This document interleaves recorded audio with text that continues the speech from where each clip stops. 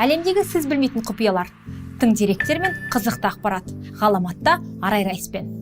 Неліктен шошқа бейнесі көп, копилкалар өте көп дейсіз әлемде? Мен ойланып көрмеппін. Әлемде копилканың сан түрі бар, әрине. Бірақ алайда ең алғаш Англияда копилканы ойлап тапқан ағылшындықтар қомақты ақша салу үшін үлкен горшок ойлап тапқан. Оны саз балшықтан жасайтын болған. Ағылшыннан аударылғандағы ол саз балшықтың түрі пик деп аталған. Яғни шошқаның аудармасы сияқты пик. Естілгенде бірдей пик болғанымен жазылуы әртүрлі. Сондықтан да олар ағылшындықтар алғашқы копилканы тек қана жай ғана горшок тәріздес емес, шошқа тәріздес болып жасаған. Сондықтан да копилканың символы ретінде шошқа көптеген мемлекеттерде тарай бастаған. Саусағыңызды былай көрсету не мағынаны білдіреді? Victory ағылшыннан аударғанда жеңіс мағынасын білдіреді. Себебі 14-15 ғасырда Англия мен Францияның арасындағы 100 жылдыққа созылған соғыста дәл осы жеңіс символы болған. Француздар ағылшын жауынгерлерін, өздерін садақ атушыларын өзіне жауға алған кезде дәл осы садақ ататын екі саусағын шауып тастаған. Әлбетте, соғыста ағылшындықтар жеңіске жеткенде барлығы айғайлап, қолын көтеріп, victory, яғни біз жеңіске жеттік делінген. Алайда, ұлыбританиялықтар үшін бұл өте маңызды. Сіз міндетті түрде саусағыңызды ішкі жағын көрсетіңіз. Себебі сыртқы жағын көрсетсең, мазаламашы, кетші деген мағынаны береді. Қыздың екі басын қолына көтеріп тұрған эмоджиді сіз үнемі басым қатты, басым ауырып тұр деген жазбада қолданатын болсаңыз, сіз қателесіп жүрсіз. Себебі Японияда шыққан бұл белгілердің негізгісі ок, яғни қыздың екі қолы басқа көтерілгенде о шешімін шығарып тұрған. Яғни менде барлығы жақсы деген жазбада қолданасыз. Қосып өшіру, power белгісі қайдан шықты? Осыдан 70 жыл бұрын инженерлер қосып өшірудің екі түрлі системасында ойлап тапқан. Онда сіз 0, яғни қосасыз, бір өшіресіз. Екі түрлі системаны кейін қаншама уақыт өткенде инженерлер біріктіріп, 0-дің ішіне бір санын орналастырып, power, яғни қосып өшіру белгісінің бір түрін шығарған. Кез келген дұрыс сөзге біз галочка қолданамыз. Латын әріппесінде V, яғни қысқарған әріп. Ал Рим империясында viritus, шындық, истина деген сөзді білдіреді. О бастан ол сөзді соңында жазғаннан кейін ұзартылған сөз болғандықтан кейін оны В, яғни бұл шындық деп қысқарта бастаған. Неге галочканың бір жағы ұзын, бір жағы қысқа болып қалған дейсіз ғой? Алайда В әріпін жазған кезде ғасырлар өте кейбір жазушылардың қаламына сия жетпей, бір жағы қысқа болып қалған. Сондықтан да көшірме түрінде ол сол viritus сөзіне, яғни V-ның қысқаруы бір жағы ұзын және екінші жағы қысқа болды деп қолдана берген. Алайда кейбір мемлекеттерде, яғни Франция, Швецияда бұл мүлдем басқа, яғни дұрыс емес, шындық емес деген мағынаны береді. Amazon дүкені, онлайн дүкен әлемге белгілі. Сіз одан бір рет болсын тапсырыс беріп көрмесеңіз де, міндетті түрде логотипін білесіз. Яғни астындағы сары стрелка А-дан Z-қа дейін берілген. Бұл не деген мағынаны білдіреді? Яғни А-дан Я-ға дейін, яғни от, үйді барлығы бар, дүкенде барлық нәрсені табуға болады деген мағынада. Бірақ о бастан бұл Amazon дүкені кітап сататын дүкен болған. Сондықтан да логотип ойлап табалар кезде ағылшынның, яғни бас әріпі A және соңғы әріпі Z, яғни алфавиттің басы мен соңы жалғанған болған. Кейін дүкеншілер оның логотиптің тарихында және де дүкеннің сатылымында кеңейгенін сақтау үшін осы логотипті сақтап қалған. Электрондық почта. Әдетте собачка. Немесе басқа мемлекеттерде улитка, обезьяна қайдан шықты және қалай пайдаланады.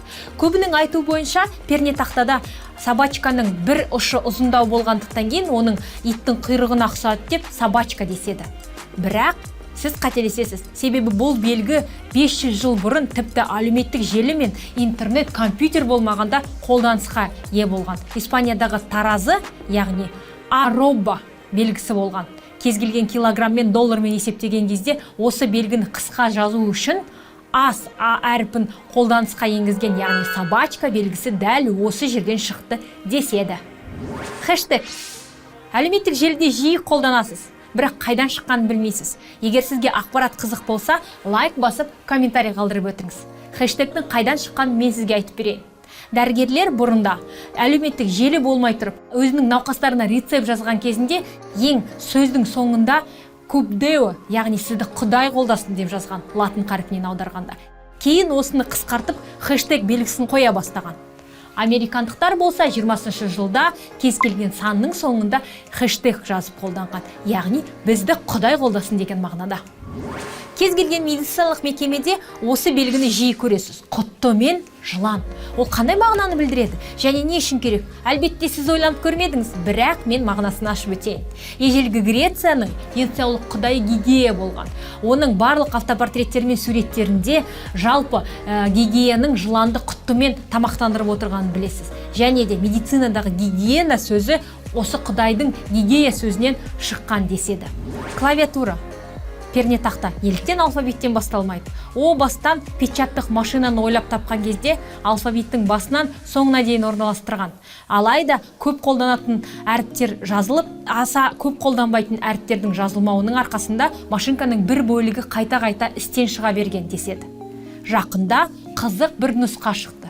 Яғни кверти, ецукин пернетақтасының негізгі коды болып табылатын код Морзе арқылы жасалынған делінеді. Неліктен?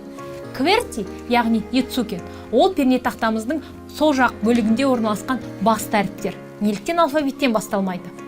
О бастан печаттық машинаны жасар кезде жазушылар емес, ол жерде бірінші жұмысты телеграфтар жасаған. Сондықтан да олар код Морзе қолдану арқылы, яғни кверти, ецуки тәсілі қолайлы деп есептеген. Алфавиттің басқа әрпінен емес, сол пернетақтадағы сол жағындағы орналасқан ецуки тәсілі жазуға да, пернетақтаның ісінен шықпауға да қолайлы. Сондықтан да әлі күнге дейін компьютердің барлығының пернетақтасы сол тәсілмен, және де ұялы телефонымыздағы пернетақта дәл сол тәсілмен жасалған. Егер қызық болса, ұялы телефоныңды ашып, менің директеріме лайк басып ет. Макдональдс сіздің сүйікті фастфудыңыз болуы мүмкін. Логотипі М әрпі ағайынды Макдональдстардың басқа әрпі деп ойлайсыз, әрине.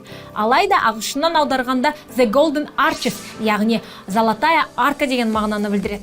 60 жылға дейін логотипі өзгертпеген бұл фастфуд ағайынды Макдональдстардың шығаруымен шыққан. О бастан ол жерде логотип қара түстес болған. Яғни үлкен әріппен қара түстес М жазуы жазылған. Алайда ребрендинг жасап, компания өзінің дизайнын өзгертуді құба-құп көрген. Сатуды көбейтіп, өзінің әлемдік деңгейін арттырғысы келген. Сол кезде олардың шешімі бойынша қызыл және сары түстес дизайндағы түстер ауысу керек болған. Олар қарадан мүлдем бас тартқан. Макдональдс ең баста барлық келушілерге көріну үшін және жолдың бойындағы орналасқан ресторан болғандықтан кейін барлық архитектуралық шешім ретінде барлық ресторанның сыртында сары түстес аркаларды орналастырған. Сондықтан The Golden Arches, яғни золотая арка осыдан қалданған. Сондықтан да Макдональдстың сатылымы 3 есе, 5 есе көбейіп әлемге тараған. Сондықтан да Макдональдстың логотипін ауыстырар кезде дәл осы екі золотой, яғни сары арканы біріктіру арқылы үлкен М әрпін қалдырып, Макдональдс компаниясының өзінің логотипін өсу тарихын сақтау үшін сақтап қалған екен. Кез келген сауал қояр кезде сөздің соңында сұрақ белгісін қоямыз. Бұл белгі қайдан шықты, неліктен дәл осындай белгі және қай кезде қойылады? Бұл сауалдың жауабын мен сізге айтып берейін. Латыннан аударғанда question, яғни сұрақ деген мағынаны білдіреді. Кез келген жазу кезінде сұрақты қойғаннан кейін ең соңында question, яғни вопрос деген сөзді жазып жүрген. Алайда уақыт тапшы болған және сөзді қысқарту үшін Q және O әріптерін қолдана бастаған. Асығып жазған немесе көп адамдардың жазуы түсініксіз болғандықтан кейбір нұсқасында O төменірек түсіп кеткен. Яғни Q және O сөзі қысқартылып түсініксіз бір белгіге айналған. Әлі күнге дейін осы сұрақ белгісін, яғни question сөзінің қысқартылған белгісін өзгеріске ұшыратып, дәл осылай қолданып жүрміз. Достар, бүгін сіз күнделікті қолданып жүріп, көріп жүріп, бірақ мағынасын білмейтін заттарды сіздерге түсіндіріп, ашып айттым деп ойлаймын. Ерекше арнадағы ерекше ақпарат Арай Райспен.